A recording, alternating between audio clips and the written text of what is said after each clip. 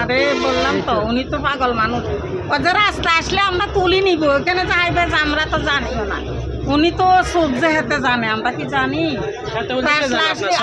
আর ছেলে করছে কি রাস্তা এই বছরে আসি যাবো কোনো কর বান্ধা হইতো না, খবরদার মানে বাপটা কেন হাগল, বাপটা হাগলাম মানুষ বাবারে চুপে দিছে ভাই, আমি তো এর আগে ওইটা বানছে ওই পাশেরটা পারো, তারপরে এরপরে এটা দেখতেছি যে এটা আমার মনে হয় 1-2 বছর আগে থেকে এগুলো চলতেছে। জায়গাটা কর্ডন করে রেখেছি এবং আমরা পেট্রোলিয়াম কর্পোরেশনকে অবগত করছি, ওনারা আসবেন গ্যাস লাইন, ওনারা লিক সারাবেন, বলছেন প্রয়োজনীয় ব্যবস্থা নেবেন। এবং এই ব্যাপারে যদি কোনো প্রকার কারো কোনো ইন্ধন থাকে বা কারো কনস্পেসিতে হয় আমরা আইনগত ব্যবস্থা নেব।